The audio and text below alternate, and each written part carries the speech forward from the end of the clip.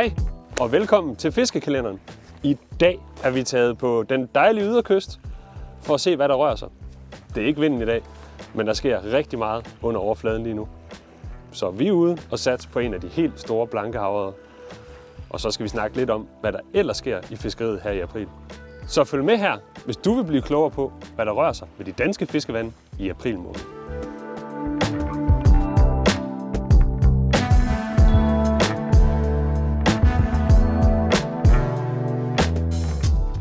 Kæft, der er mange lige rundt om benene på mig. Ej, jeg fik næsten. Ej, ret af en.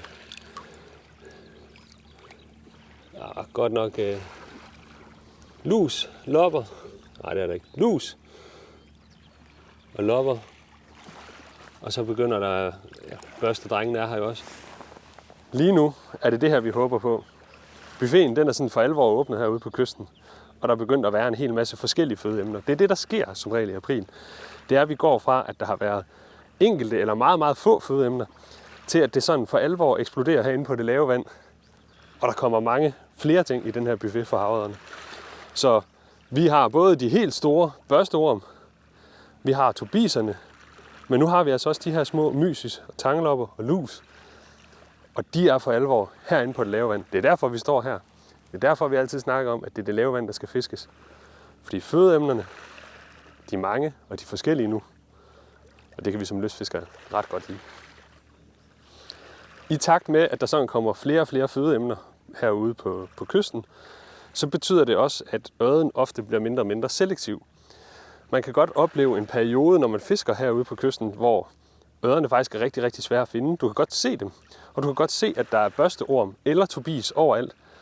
Men det, der tit sker, tror jeg, det er jo ikke sådan noget, jeg har helt videnskabeligt belæg for, men det, der tit sker, det er simpelthen, at ørrederne, de virker nærmest mætte, når man kommer ud til kysten. De har fuldstændig smæsket sig i kæmpe store børsteorm i, snart en uge. Når den her uge eller to så er gået, så begynder vi for alvor at kunne få dem i tale. Og så passer det også med, at der begynder at komme flere fødeemner herinde, så vi kan fange dem på lidt af hvert. Så både fluefiskeren kan fange dem på de helt små mysis, på rejefluerne, og så kan vi selvfølgelig gå efter at fange dem på børsteormsimitationer, eller med vores blink, så kan vi gå over i de her brunlige nuancer. Brunlige nuancer er ofte ret godt her i foråret. Simpelthen fordi, at rigtig meget af den føde, der er her, er brunlig. Så skal vi snakke lidt om de agn, som vi render rundt med her i foråret. Og sjovt nok, så ligner de agn jo nogle af de fødeemner, som vi har været ved at tale om. Der er en meget, meget væsentlig ting for mig. Det er, at i min forårsboks, der skal jeg simpelthen have sådan nogle af de her motorolfarvede agn. Den her, den hedder Electric Yellow. Det er sådan en kampagnemodel.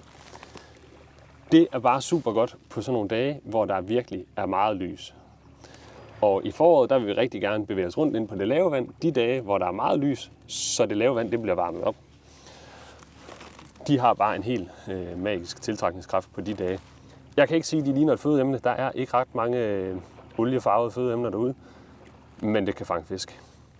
Noget, der til gengæld appellerer lidt til de farver, som de byttefisk og de fødeemner, der generelt er herude. Det er sådan nogle brunlige nuancer.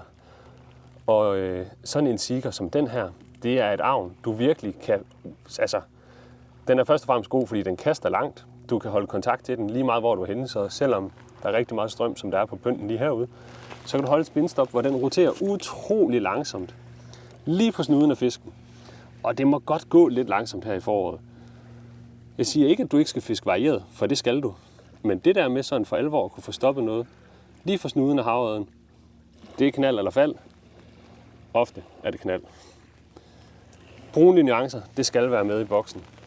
Og nu snakker vi jo om at fiske lidt langsomt, og det gør så nogle kystwobbler, særligt de her fastmonterede udgaver, fordi massefylden er ret lav på dem, så de går virkelig, virkelig højt i vandet. Super godt til de her lavvandede områder, som vi går rigtig meget på nu, så vi ikke kommer til at sidde i alt muligt hele tiden. Dog, så må man ikke glemme at have sådan noget som et søm i boksen, og jeg har den her sådan lidt nougatbrødsfarvede bandit her, som har været i krig mere end en gang, kan man godt se. Sådan en brunlig bandit, sådan en søm som den her, kan virkelig være giftig. Og særligt sådan i slut april, start maj, hvor vandtemperaturen begynder at ramme de her 10, 11, 12 grader, så må vi godt begynde at sætte lidt smæk på, og fiskene kan godt stå sådan ud over de lidt dybere plateauer på bagsiden af revet, hvor der lige er det mere vand, og hvor vandtemperaturen derude måske er 7-8 grader, som det lave vand, vi render rundt inde på lige nu. Så tag nogle farver, som virkelig er gode i solskin. Det er de her Motoil farver. Du kan også tage sådan en helt klassisk Ghost Sandy, er også super duper, særligt hvis du ser mange turbiser i vandet. Men ellers have nogle brunlige nuancer. Og glem ikke den, jeg har monteret her. Så nogle helt sorte eller sort-røde varianter, som hvis der er grumset vand, eller der er super mange børsteorm, så har vi et eller andet, hvor vi kan halvimitere det lidt. Et bonustip. Husk ophængerfluen. Særligt når du render rundt herinde på det lave vand. Nu så vi, der var en del mysis, og der begynder at komme nogle små rejer og sådan noget herude. Og så appellerer den jo altså lidt til det, jeg vil kalde ismaven. Hvis du render rundt og spiser børsteorm en hel dag, men der lige kommer en McFlurry forbi. Prøv at høre, du kan ikke lade den være. Det er det, vi satser på med havørren også. Så en lille ophænger, det her det er bundet på en størrelse 10 Gamros. Den er altså ikke ret stor. Det kan godt gøre udslaget på nogle dage. Det er dejligt herude nu. Og de her, de virker.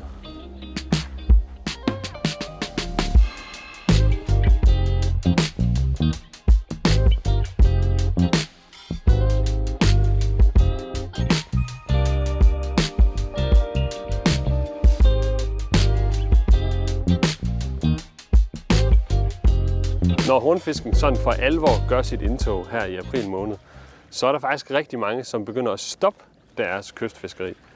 Og det synes jeg egentlig er lidt småfjollet, fordi noget af mit absolut bedste havørredfiskeri, det har været mellem alle hornfiskene. Man kan sagtens fange en stor havørred på kysten, selvom der er hornfisk over det hele. Så kan du gå og more dig lidt med, at i de timer, hvor solen for alvor er på, så fanger du en hel masse af de her kære balletdansere. Og så når det bliver aften, og solen den sænker sig lidt, så kommer den der fuld fede forårsørred. Og det er den, vi gerne vil have. Så bliv endelig ved. Fisk april ud, fisk ind i sommeren. Kystfiskeriet er stadigvæk super duper. Det kan være, at vandet helt herinde, det begynder at blive for varmt. Men så må du søge nogle pladser, hvor der er lidt dybere vand på ydersiden. Nu står vi godt nok herude på kysten, og vi snakker meget om havørred. Men april måned er jo også en måned, hvor der virkelig sker meget sådan på fiskefronten. Der er mange arter, der kommer op i gear. Der er meget fiskeri, der virkelig bliver godt nu. Åen begynder stille og roligt at vågne, og det er laksepremiere om en uges tid, mens vi optager det her. Nu skinner solen virkelig meget i dag. Rapsen springer snart ud, og det betyder, at der også kommer hornfisk herude på kysten. De begynder at gøre sit indtog sådan fra start april, men sådan for alvor slutningen af april, så kan du regne med, at der er hornfisk langs kysterne. Og så er det jo, jamen, hvis du vil fange arbor eller remter, eller begynde at kigge ud i Put-and-Take-søen, hvor der for alvor også er gang i den nu. De her vandtemperaturer og dage, hvor der lige bliver varmet lidt op, det gør bare, at der sker noget derude. April måned er en fantastisk fiskemåned. Der er masser af kast over, og jeg glæder mig i hvert fald til, at jeg skal have min bitte med ud og fange nogle hornfisk. Så er der altså fest herude på kysten.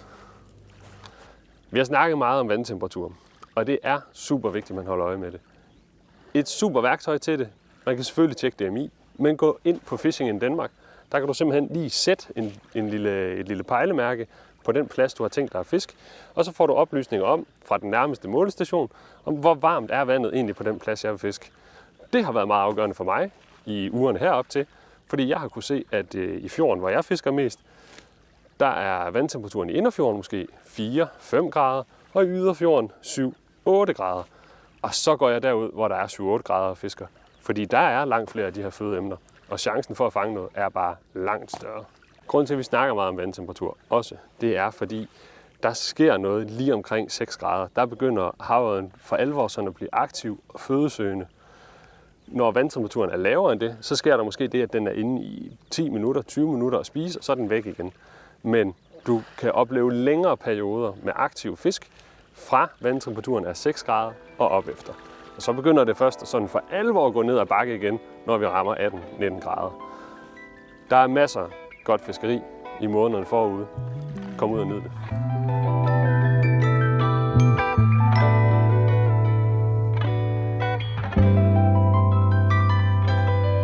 Det var fiskekalenderen for den her gang. Husk, at her i april måned, hver gang du sætter et kryds, så kan du være sikker på, at fiskeriet er blevet endnu bedre.